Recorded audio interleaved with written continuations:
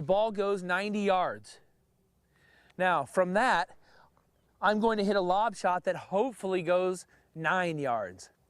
Because again, we're taking out all that direct contact. We're driving the club into the ball or into the ground behind the ball.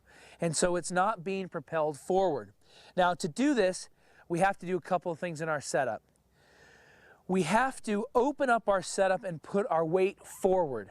This will allow us to open up the club head and the face and have it aimed at the target.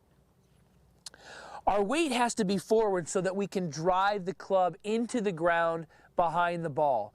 What's causing the ball to go up is not this hand action. I'm not flipping my hands trying to help it up. I'm driving the club into the ground, and the bounce is causing it to pop up into the ball. That's how I'm getting it to go high. So I have to hit it heavy, and I have to have some bounce on the club.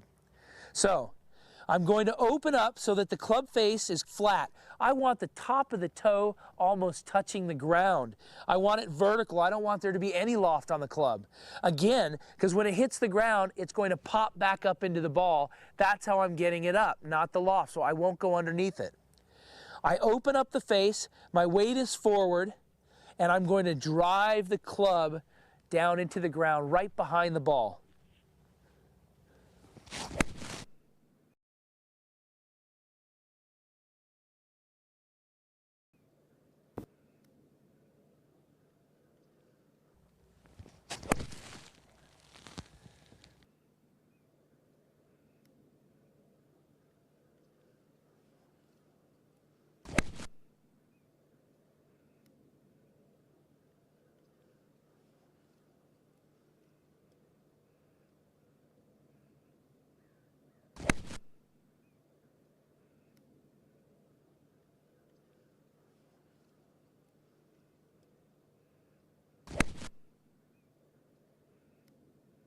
Now, what's interesting is you have to assess the lie when you hit this shot.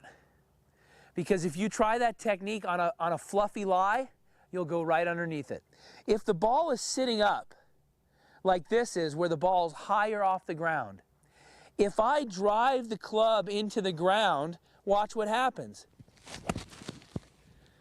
I go right underneath it.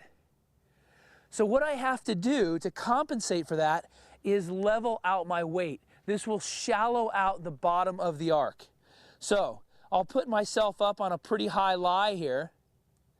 And again, if I drive the club in behind, it will dig underneath and the ball won't go anywhere. So I have to level out. This is especially critical in rough because the ball could sit high in the rough or it could sit low. So now if you notice, my weight is level. I don't have it forward where I could pick up my rear foot. I level out my weight. This shallows out the bottom of the arc.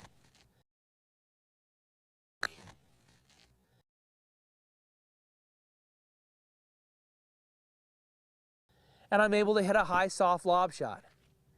Now, if I do that on a tight lie, if I have a lie where the ball is sitting down and I level out my weight, what's going to happen?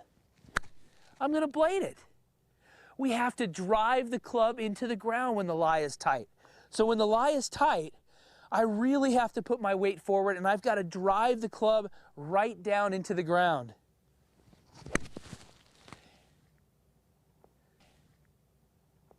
And then I'm able to hit the high lob shot.